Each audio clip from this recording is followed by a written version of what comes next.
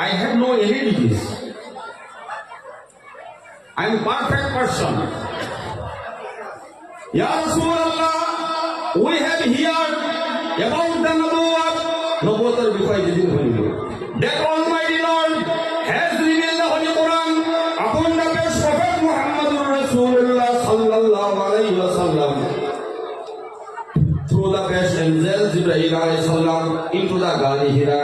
First verses the Quran, this Rabbikal ladhi khalaq, be read by the name of your Creator. We have heard this speech. আমি যেদিন এখন বলিল আল্লাহ আপনার উপর কোরআনে কারীম অবতীর্ণ করেছে, রাসূল যেদিন এখনের পরে বিবি এলো, বাচ্চা এলো, ঘর এলো, অলপ ফজর লই পানি লই আপনার ওচৰত আহিল। ৰাসূল ফজৰ খাই পানি খাই শেষ হৈ গ'ল। ৰাসূল কোৰআন সেৱা আয়াত অবতীৰ্ণ হৈ যায়। আমি একোটি আয়াত মুখস্থ কৰোঁতে কৰোঁতে আৰু এটা অবতীৰ্ণ হৈ যায়। ৰাসূলে এইদৰে আজি 10 দিন পাৰ কৰিল। ৰাতি ভোকৰ চোতাত ৰাতি টোপনি নাহে, পাহাৰত গৈ গছৰ পাত লগ চুবাই ৰাসূল পানি দিয়ে গিলি আজি 10 দিন পাৰ কৰি দিল। নবীজে ক'লে তেনেহ'লে তুমি যুদ্ধ কিদৰে কৰিবা? ইয়া ৰাসূলুল্লাহ, ইমানৰ শক্তি চা, অলপ যদি আপুনি দোৱা কৰি দিয়ে, অলপ মোৰ গাত থুথু পেলাই দিয়ে, মহাবীৰৰ দৰে যুদ্ধ কৰি ইছলামৰ ডংকা জয়ী কৰি আহিব। সুবহানাল্লাহ, কি শক্তি, ইমানৰ শক্তি। ইমান যদি আছে সব কৰিব পাৰিব, ইমান নাই একো কৰিব নোৱাৰে। সেইকাৰণে ইংৰাজী কবিয়ে ক'লে, despite those titles, power and wealth, direct concentrated all in self, living self of fire renown and doubly dying self alone. তোমাৰ বহুত টকা পইচা থাকিব পাৰে, ডাঙৰ পৰিয়াল থাকিব পাৰে, সম্ভ্ৰান্ত পৰিয়াল, বেংক বেলেঞ্চ বহুত থাকিব পাৰে।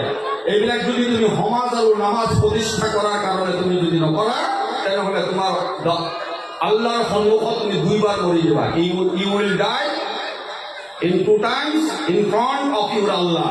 তোমার আল্লাহর সন্মুখত তুমি 2 বাৰ মৰি যাবা। পুৰা ভেলডা যেতিয়া তুমি মৰি যাবা, মাটিৰ লগত বিলীন হবা।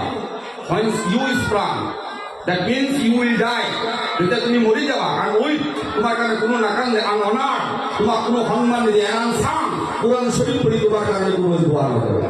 সাহাবাসকলে ক'লে, ইয়া ৰাসূলুল্লাহ, আমি কোৰআন প্ৰতিষ্ঠা কৰিবৰ কাৰণে, ইছলাম প্ৰতিষ্ঠা কৰিবৰ কাৰণে যুদ্ধত যাম। নবীজে ক'লে যুদ্ধ কৰিবা কোনো কথা নাই, তোমালোকে দানো কৰিব লাগিব। দান কৰাৰ কাৰণে যেতিয়া ক'লে, নবীজীৰ সন্মুখৰ পৰা সাহাবাসকল কাউৰীৰ বাঁহত যেনেকুৱা ফলমূৰ্তি মাৰিলে যেনেকুৱা কাউৰী উৰি গুচি যায়, সব সাহাবাসকল নবীজীৰ সন্মুখত এজনো নাই, সব দৌৰি গুচি গ'ল।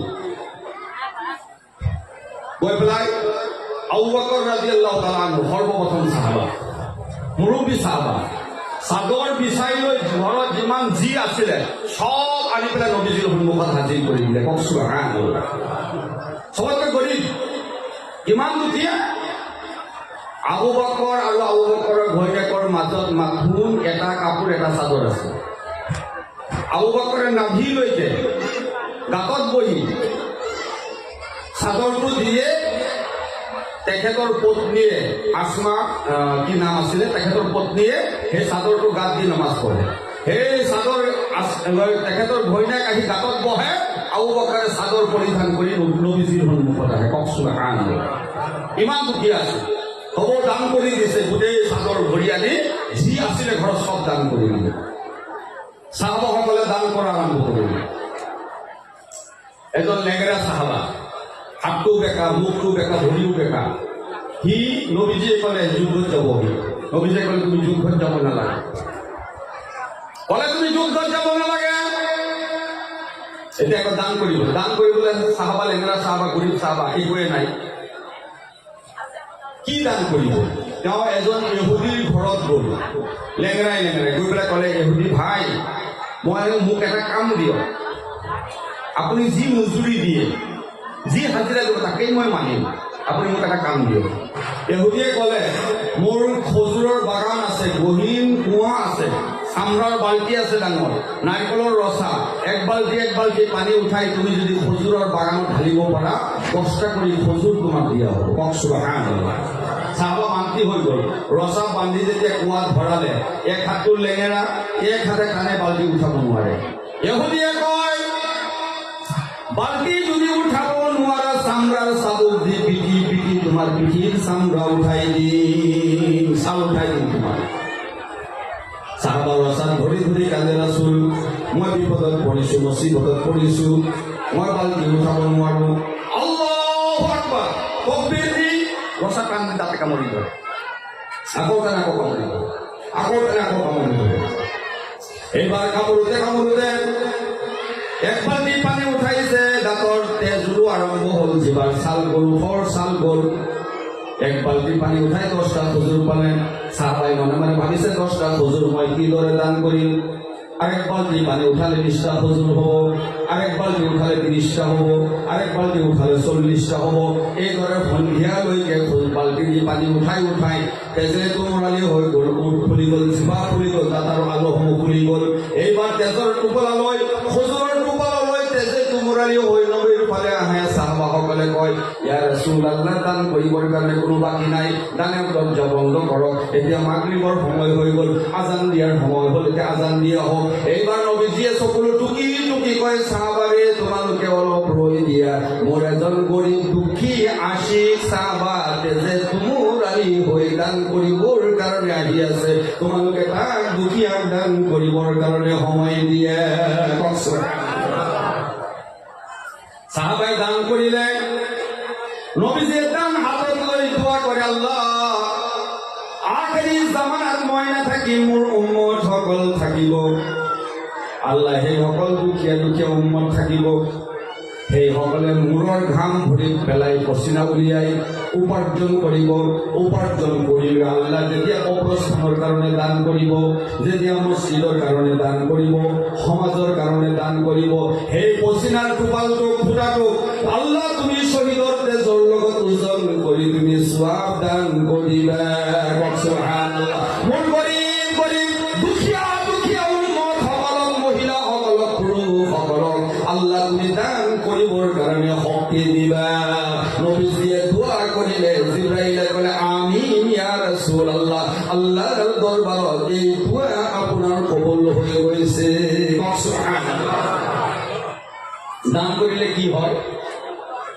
আপুনি ধৰি লওক 1 টকা দান কৰিলে, ধৰি লওক, আল্লাহ কোরআন শরীফত কৈ আছে, মাসালুল্লাযীনা ইউনফিকুনা আমওয়ালাহুম ফি সাবিলিল্লাহি কামাসালি হাববাতিন আমবাতাত সাবআ সানাবিলা ফি কুল্লি সুম্বুলাতিন মিয়াতু হাব্বা। আল্লাহ কোরআন শরীফত কৈ আছে, তোমালোকে উদাহৰণ স্বৰূপে ধৰি লোৱা, তোমালোকে যেতিয়া ধান সিঁচি দিয়া, আহু খেতিৰ ধান, এটা ধান সিঁচি দিয়া, তোমালোকে ৰোপণ কৰি দিয়ে, মই সেই ধানটোৰ পৰা 7টা ধান গছ উঠাওঁ। কেইটা? 7টা। 7টা ধান গছত 7টা হি হয়, হি বুজি পাইছে? লেচেৰি। 7টা লেচেৰি হয়। 7টা লেচেৰি, প্ৰত্যেকটো লেচেৰি যদি 100 ধান হয়, কিমান ধান হ'ব? 700। তুমি ধান ৰুইছিলা কেইটা? একটা। আল্লাহ কয়, তুমি 1 টকা যেতিয়া দান কৰি দিয়া, মই আল্লাহ খুশি হৈ তোমাক 700 টকা মই আল্লাহ দান কৰি দিওঁ। সুবহানাল্লাহ। আল্লাহ কিমান দিয়ে? 700। আকৌ কৈছে, আল্লাহু ইউদাইফু লিমান ইয়াশা, মই আল্লাহ ইচ্ছা কৰিলে তুমি যে দান কৰি খুশি হৈ আৰু বেছি মই তোমাক বঢ়াই দিব পাৰিম। এই টকা আল্লাহ কেতিয়া দিব আপোনাক? 700 টকা। আপুনি 1 টকা দান কৰিলে 700 টকা আল্লাহ আপোনাক দিব। কেতিয়া দিব? আৱাজ দিয়ক, কেতিয়া দিব? আখেৰি দিনা, হাছৰৰ দিনা। হাছৰৰ দিনা তাত টকা, আপোনাৰতো লালচাহ দোকান নাথাকে, তাত টকা দিয়ে তুমি কি কৰিবি? তাতে বাবা টকাৰ কোনো খেল নাই। এই টকাটো আপোনাক দুনিয়াতে আল্লাহ দিব। আপুনি মৰাৰ আগত আপুনি যে 1 টকা কোনোবা দিন দান কৰিছিলে, 700 টকা আপোনাক আল্লাহ দিব। সুবহানাল্লাহ। গজলত কয়, এই ঘৰ ঘৰ নহয়, আছে নিজা ঘৰ, আল্লাহ তাআলাই সাজি থৈছে মাটিৰে কবৰ, আল্লাহ তাআলাই সাজি থৈছে মাটিৰে কবৰ। আল্লাহ বলে, ওয়ালা তুসাল্লি আলা আহাদিন মিনহুম মাতা আবাদান ওয়ালা তাকুম আলা কবরি। হে বিশ্বনবী, যিসকলে মাজে মধ্যে নামাজ পঢ়ে, মহিলা হওক পুৰুষ হওক, মাজে মধ্যে নামাজ পঢ়ে, সগপরাতর নামাজ, ভুইদার নামাজ, বাবা মরি গলে নামাজ, মা মরি গলে নামাজ, বিবি মরি গলে নামাজ, কেদিনমান নামাজ পড়ে কান্দে আর হুজুর মই ভাল হৈ গৈছে। 3 দিন নামাজ পঢ়াৰ পিছত অলপ দোৱা দূৰ চলি দিয়া হ'ল, এই বানৰ আৰু নাই, মছজিদত নাই, ই ভাল হৈ গৈছে। তেতিয়া হ'ল টুপি যে ক'ত পৰিল আল্লাহ জানে। আল্লাহ কৈছে ই মুনাফিক। কি মুনাফিক। আমাৰ মানুহক মুনাফিক বুলি ক'লে খুব হাঁহে। এই মুনাফিক বুলি কয় যদি খুব হাঁহে, ভাবিছে তাক আব্বাজান বুলি কৈছে যেনিবা।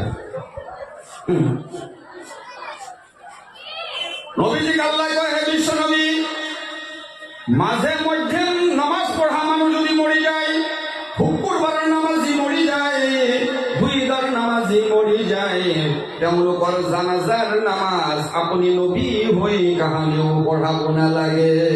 কাৰণ হ'ল তেওঁলোকে জানাজা নামাজ পঢ়ালেও মই আল্লাহ তেওঁলোকক মাফ কৰি দিম। আপুনি নবী জানাজা পঢ়িলেও মই মাফ কৰি দিম। নবী জানাজা পঢ়িলে বেনমাজিক যদি আল্লাহ মাফ কৰি নিদিয়ে, মোৰ লেখীয়া চলিমুদ্দি, বছিমুদ্দি, পঁইতাচোৰা মুফতি, কোটি কোটি মুফতিয়ে দোৱা কৰিলে আল্লাহ মাফ কৰিব?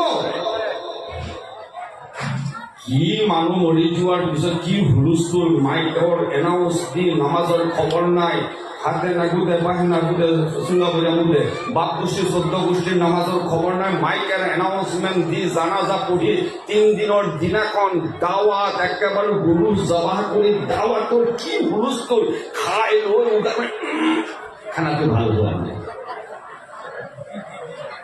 কোনে ক'লে আপোনালোকক 3 দিন 7 দিন 40 দিনত দাৱাত দি খুৱাব লাগে? ক'ত পালে? এইটো হ'ল হিন্দু মানুহৰ নিয়ম। আমাৰ পূৰ্বপুৰুষসকল হিন্দু আছিল, সেই নিয়ম এতিয়াও আমি ৰাখি আছো। 3 দিনত 3 দিনীয়া পাতে, সপ্তাহত সাপ্তাহিক পাতে, চালিচীয়া পাতে, বছৰীয়া পাতে, হিন্দু মানুহে পাতে। মুছলমানৰ কোনো 3 দিন 7 দিন 40 দিন নাই, বছৰ নাই।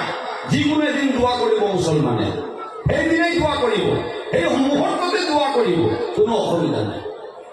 আলিম মানুহ দেখিলে মনে মনে ভাবে এই জোনাগাৰে কি কৰিব, মছজিদত ইমামতি মোক সোধে প্ৰায় সময়, হুজুৰ এটা কথা আপুনি ক'ত ইমামতি কৰে? নহয় তুমি ক'ত কৰা ইমামতি? মই ইমামতি নকৰোঁ নহয়, মই ইমামতি কৰোঁ বুলি তুমি ক'ত জানিলা? নহ'লে আপুনি চলে কেনেকৈ? এই বদমাস্তা কেনেকৈ চলে? মানে ভাবি লৈছে যে মৌলানা হ'লে, আলিম হ'লে, জোনাব হ'লে মছজিদৰ ইমামতি কৰিব লাগিব, আমি 10-15 টকা দিন ভিতৰি চলিব লাগিব। وَكَأَيِّن مِّن دَابَّةٍ لَّا تَحْمِلُ رِزْقَهَا اللَّهُ يَرْزُقُهَا وَإِيَّاكُمْ وَهُوَ السَّمِيعُ الْعَلِيمُ। হাতীয়ে ক'ৰবাত ইমামতি কৰে নেকি? হাতীৰ খানা আল্লাহ দিয়া নাই? 3 মাসে ইমামতি কৰে, খানা দিয়া নাই?